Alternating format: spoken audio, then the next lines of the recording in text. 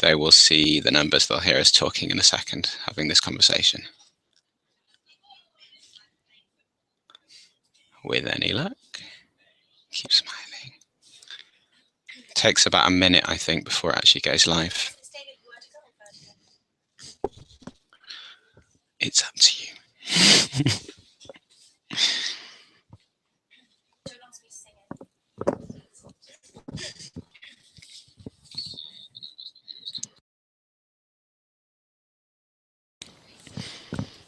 Okay. We are live. We're gonna wait until 8 o'clock.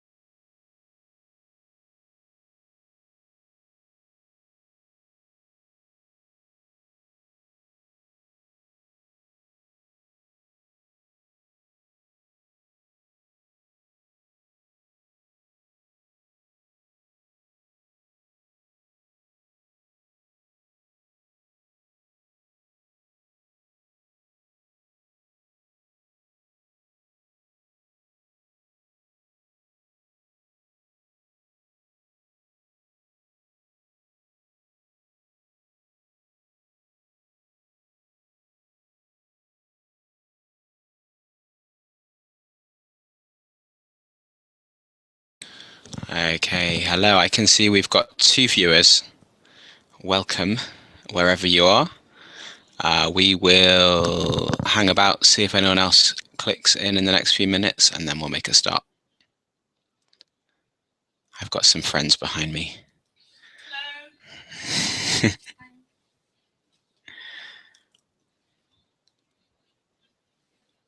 3 viewers. We're just going to hang on till maybe 1 minute past 8, and then we'll make a start.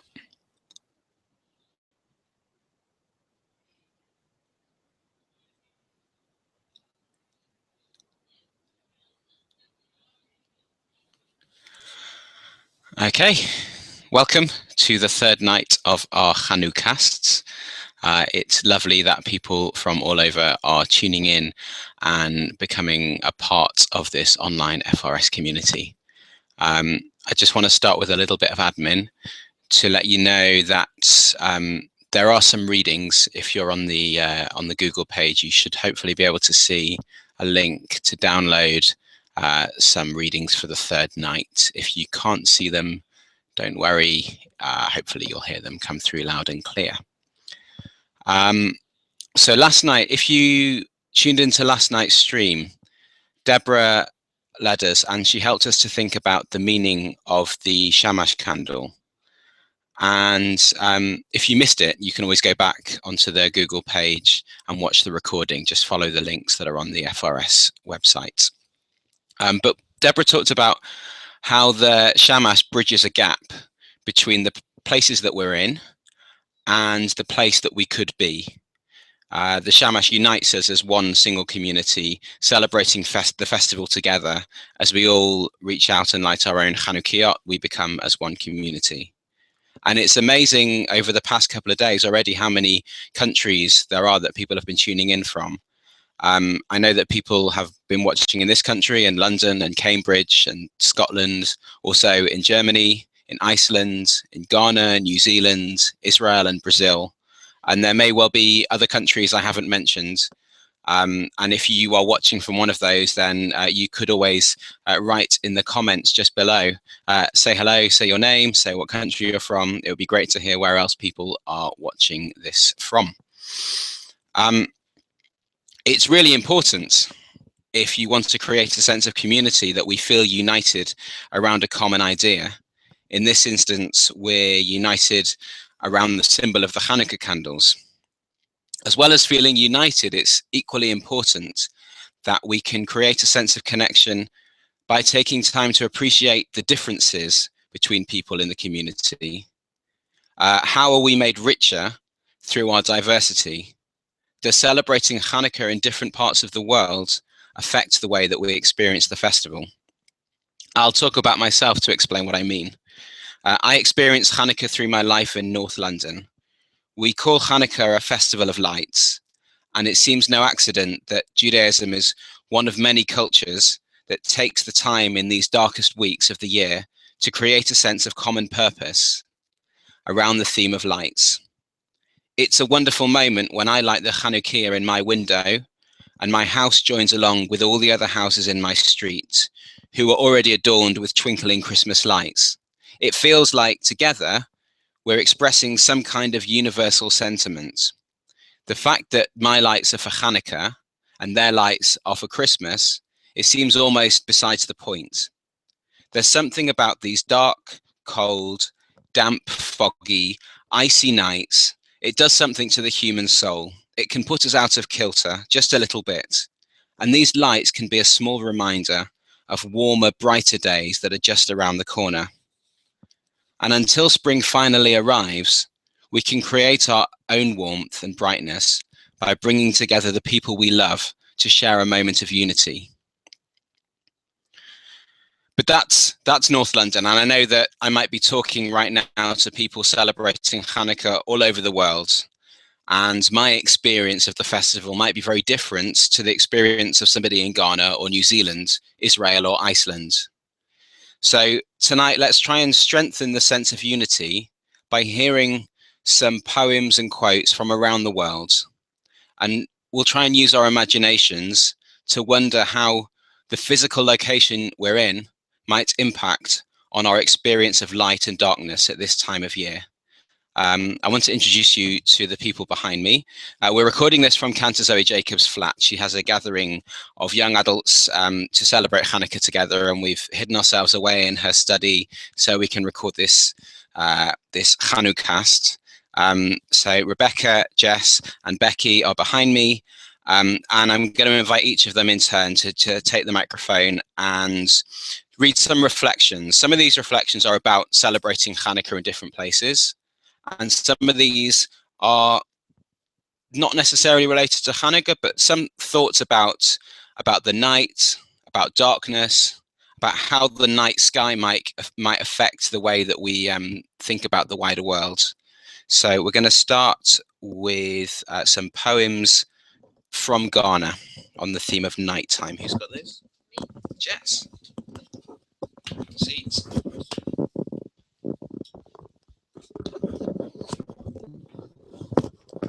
Hi. Waiting for Dawn, written by Noma Coffee Bar. I've spent the whole night walking these lonely streets. I am oceans away from home, from the comfort of my cottage, but the night gives me hope, because it still has the moon I used to see back in my little hood. And the next one's called What Makes Night, and it's written by Isaac Carey. What makes night?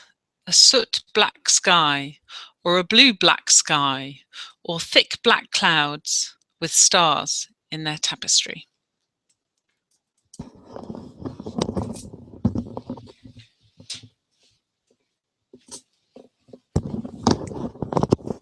Thank you, Jess. So we're in the middle of a festival of light, and the way I've talked so far, it might be tempting to characterize the darkness as a time of despair and depression. But as well as using Hanukkah to call for a return to warmer, brighter days, we could also use this time to remind ourselves of the inspiration and the wonder that the night sky can offer us. So the next two readings are exploring a little bit more that idea that the night sky can cause us to wonder, and they come from a little bit nearer to my home. They come from Professor Stephen Hawking of Cambridge University, and Rebecca's going to read to us.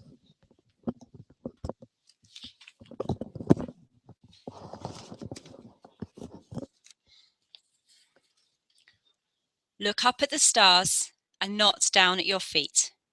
Try to make sense of what you see and wonder about what makes the universe exist. Be curious. We shall all, philosophers, scientists, and just ordinary people, be able to take part in the discussion of the question of why it is that we and the universe exist. If we find the answer to that, it would be the ultimate triumph of human reason, for then we would know the mind of God.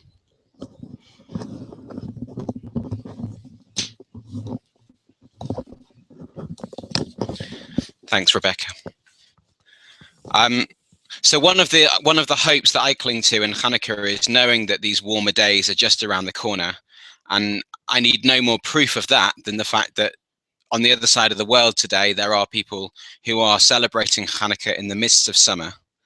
At Pesach, we end the Seder with the words "next year in Jerusalem," and the next piece that Becky's going to read, it just sounds like such an idyllic scenario that I'm tempted to almost say at the end of this Hanukkah next year in Melbourne.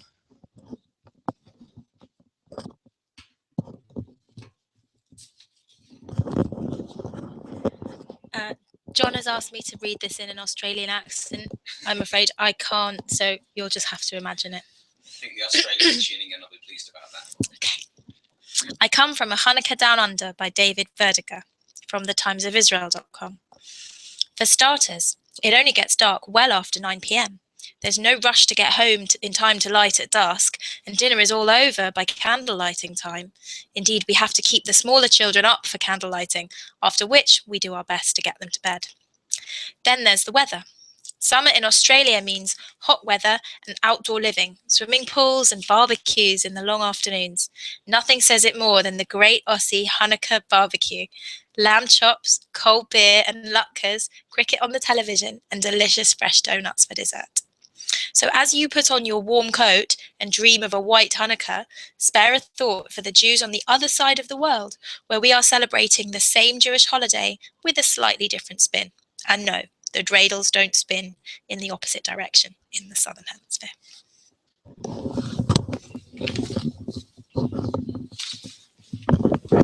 Thank you, Becky. So we're going to light the candles together now. And as we do so, it's a chance for us to reflect on our own place at this time. And we can also reflect on what it means to be one person in a community of individuals. Each of us see the world in our own way. Each of us find our own meaning in the ritual of candle lighting. And so if you want to follow along with lighting, you might have your Chanukiah with you ready to go, in which case please join me. You should see on the links on the page a link to a virtual Chanukiah. You could light along with that, or just join in and say the words with me. So I'm going to begin by lighting our shamash, our bridge, from all the different places in the world that we are tonight to this place, special place of unity.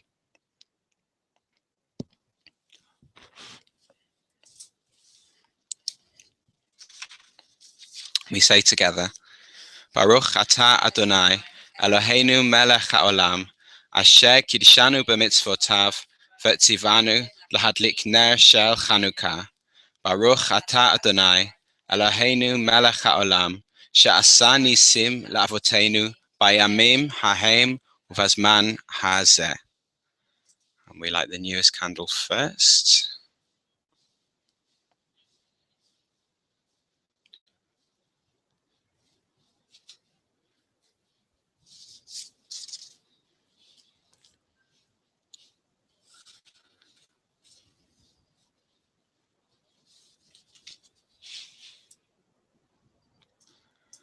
Ma'otso Yeshuati lechana el shabeya tikom beit tefilati v'sham toda nezabeya li'ei tashbit matbeach mitzacham nabeach azegmor b'shir mizmor Chanukah tamizbeach, azegmor b'shir mizmor, Chanukah tamizbeach.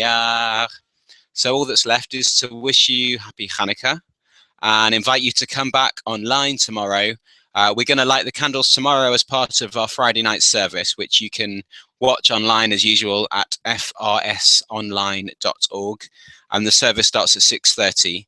And then on Saturday night, we're back at the Google or YouTube Hangout, back at 8 o'clock. And Saturday night's host is going to be Sarah Grabina.